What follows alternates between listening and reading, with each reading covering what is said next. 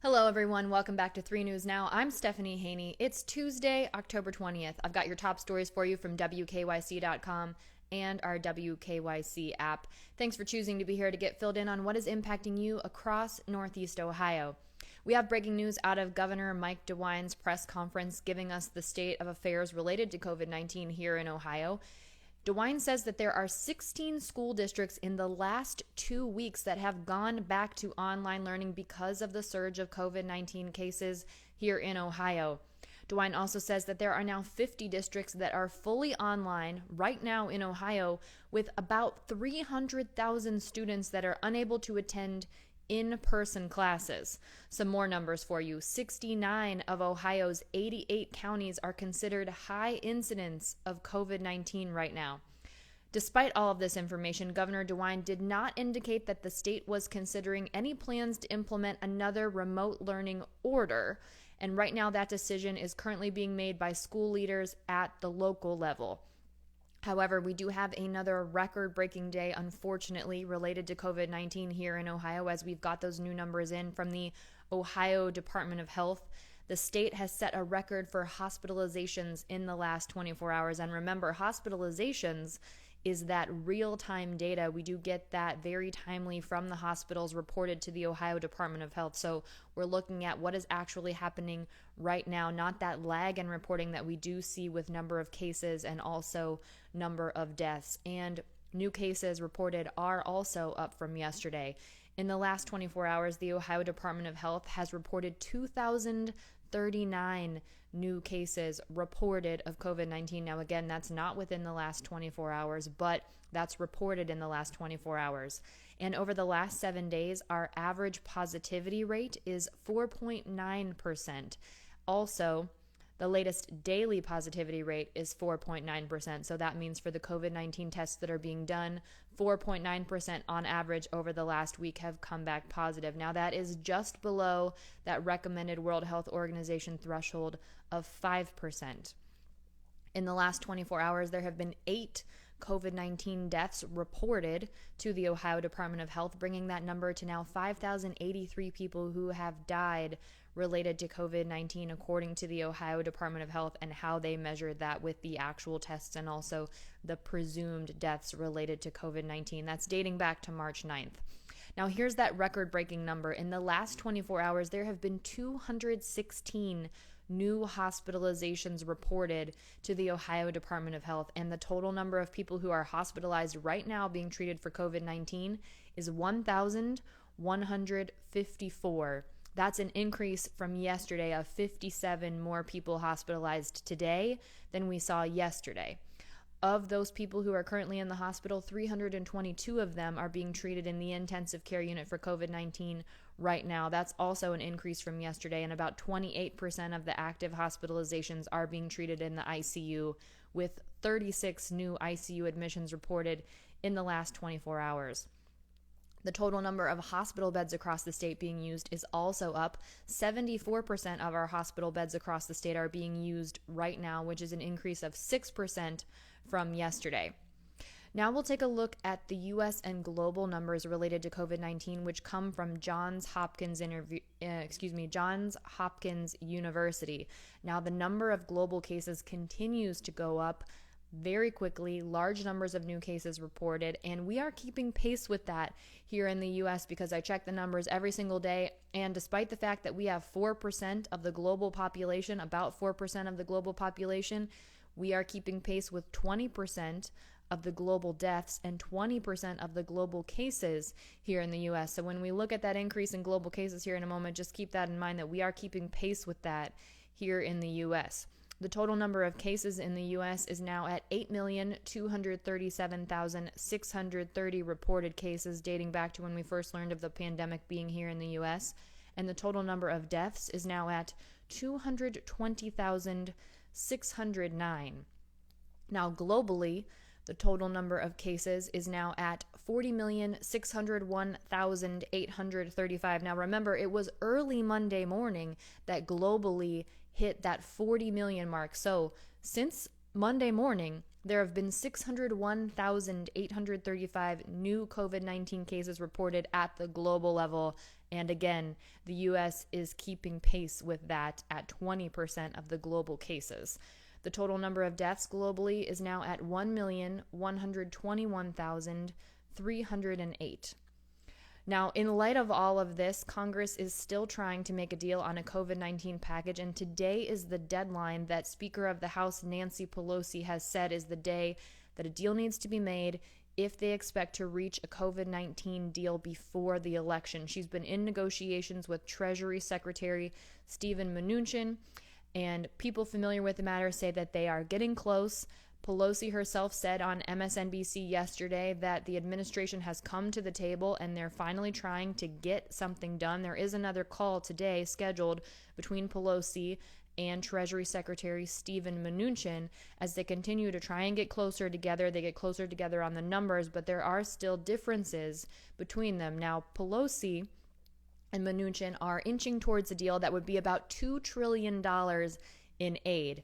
President Donald Trump today said on Fox News that he wants to do it even bigger than the Democrats, but not every Republican agrees. What we know of the latest offer from President Donald Trump's administration is that it was closer to $1.8 trillion. However, Pelosi has said that it has a lot that is lacking in order to get a deal done. She wants to see more details on a virus testing plan, also more aid to state and local governments, and tax cuts for the working poor. These particular issues are still not to her satisfaction in order to get a deal done. Now, if you ask Republicans in the Senate, they want a much smaller package. Senate Republicans have a proposal that's $650 billion. So that's only about a third of the size of the deal that Pelosi and Treasury Secretary Steven Mnuchin are negotiating right now. President Donald Trump, however, says that $650 billion number that the Senate Republicans are pushing is just too small. But the reality of the matter is the Senate will have to pass this bill as well, despite what President Donald Trump says. And Republican Senator John Thune said on Monday that it would be very hard to find the support for the passage of an agreement in that $2 trillion range. Now, the reason today is significant is because Pelosi believes that today is the deadline to come to an agreement in order to pass something by the election, which is on November 3rd, which is 2 weeks away. And if they don't come to an agreement today, she thinks it would be very difficult to pass something by the election. And the dynamic for negotiations could potentially change a lot depending on what happens at the election. Historically, if the Senate does find itself in a lame duck situation, for example, if the Democrats were to regain control of the Senate, Pelosi would be hard-pressed to get the Senate to work with her in a lame duck session in order to pass something before January when those new senators would take office. And if President Donald Trump loses to the Democratic nominee, Joe Biden, the Democratic candidate Joe Biden, former vice president, then that creates another lame duck situation where people may not be motivated to negotiate. And in that situation, the American people could be waiting until 2021 for COVID-19 relief. So that is why today is very crucial in terms of coming to a COVID-19 relief package deal, according to Pelosi's timeline, to try and get something done before the election. Now, while all of that is happening in the background, the Senate is expected to work through the weekend to get Judge Amy Coney Barrett confirmed before the election. Now, never before has a Supreme Court nominee been confirmed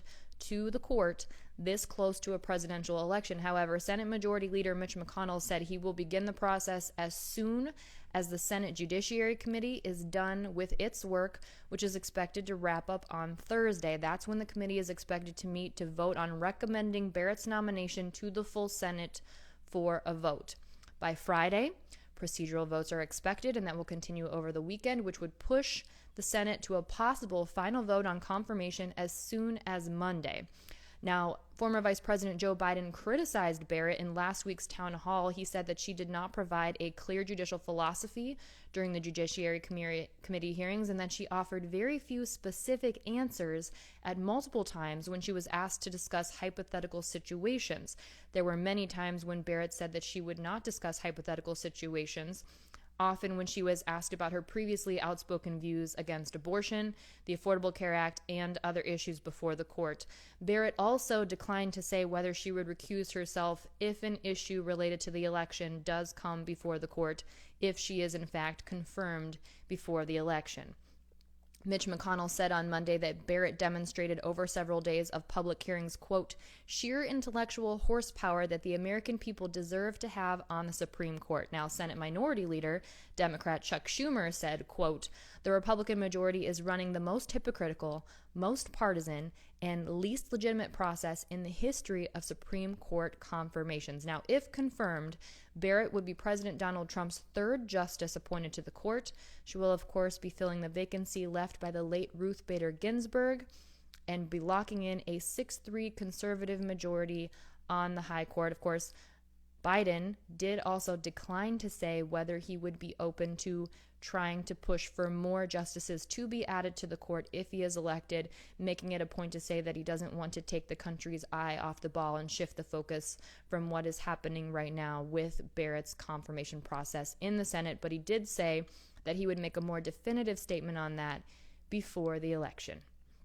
We will be hearing more definitive statements, hopefully, from President Donald Trump and former Vice President Joe Biden on Thursday when the second and final presidential debate happens, and it will be happening. However, there will be a change. The Nonpartisan Commission on Presidential Debates has said that mics will be cut during the debate. Now, not for the entire debate. This is how it will work.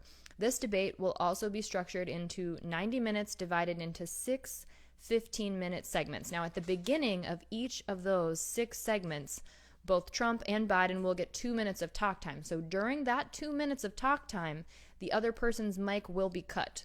So that means what we're looking at is 4 minutes per section when the other person's mic will be cut. So that's about 24 minutes when we can expect hopefully less interruptions. Now, people are already saying that if someone does choose to interrupt from off camera, that their voice could be picked up on the mic of the other. However, the debate commission does seem to think that this is probably the best solution in order to provide something that's a little bit more orderly for the American public. The commission said in a statement that it had determined it is appropriate to adopt measures intended to promote adherence to agreed upon rules and inappropriate to make changes to those rules. The rules being that the candidates had previously agreed not to interrupt each other. And if you remember, the first debate that happened here in Cleveland was full of interruptions, mostly from President Donald Trump. Now, there was a lot of questions surrounding the fact of whether the president would agree to this, and the president said that he would. His campaign manager, Bill Stapien, accused the commission of being biased towards Joe Biden, but said that he is committed to debating Joe Biden again before the election. So that debate will be happening on Thursday, October 22nd. That'll be in Nashville from 9 to 10:30 p.m., and we will have that for you here on 3 News. Of course, you can watch that on Channel 3 on your TV, in our WKYC app, also on our Facebook and YouTube pages. We'll make sure we've got you covered, and you'll be able to watch it wherever you would like to watch it on Thursday from 9 to 10:30. Now, speaking of the election, Cleveland-based Midwest Direct is taking down a Trump 2020 flag that has been hanging outside of its business. Now, you may wonder why this matters. Well, Midwest Direct is one of the companies responsible for handling thousands of absentee ballots here in Ohio, and the New York Times was looking into this because there's a delay on people receiving absentee ballots. And it was then come to find out that the co-owners had hung a Trump 2020 flag at their facility. Well, in a text to 3 News' Lena Lai on Saturday, one of the co-owners texted Lena Lai and said, as far as the flag is concerned, I flew the political flag because it's our freedom to support a candidate, as is true for every American.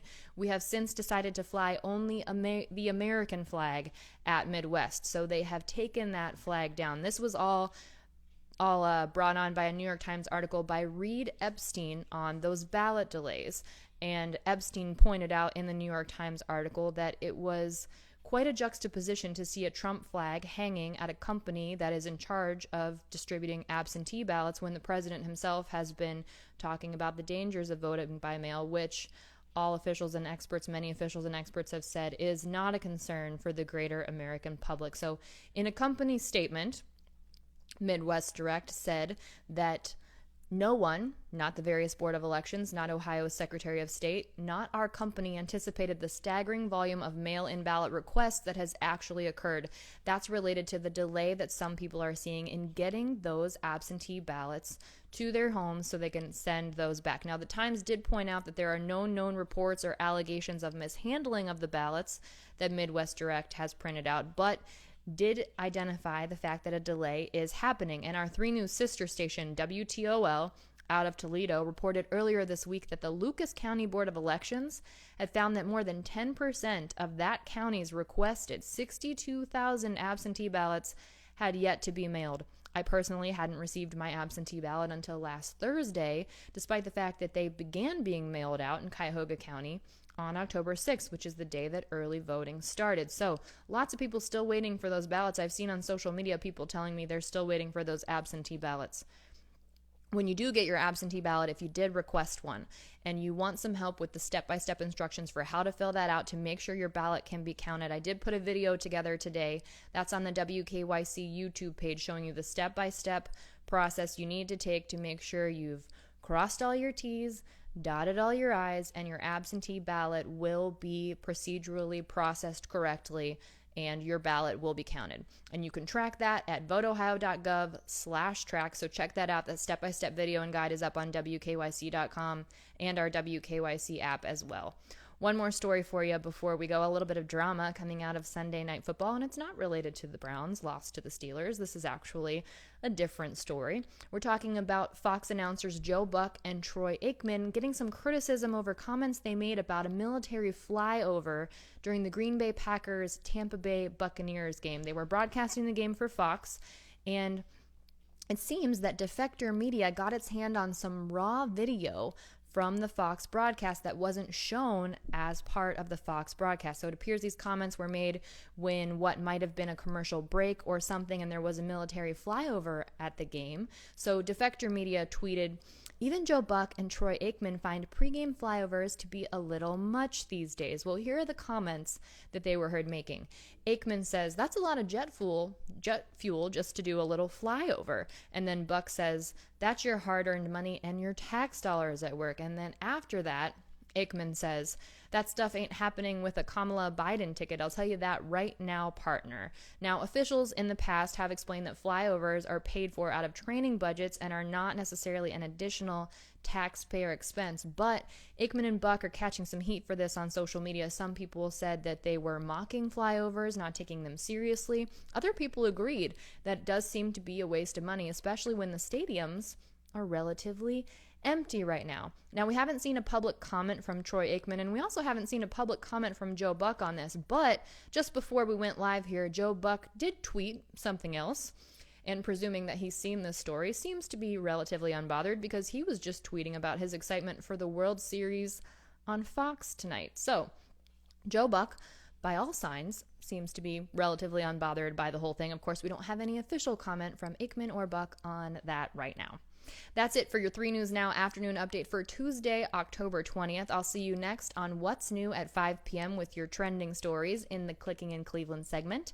And I'll see you back here tomorrow for 3 News Now. And if you're listening to this on the podcast or you weren't yet aware, 3 News Now with Stephanie Haney is now available at a podcast. So go ahead and find that on your favorite platform and subscribe, rate, and review. We would really appreciate it. I'll see you back here tomorrow, everyone. Enjoy the rest of your afternoon. Stay safe and be well. I'm Stephanie Haney.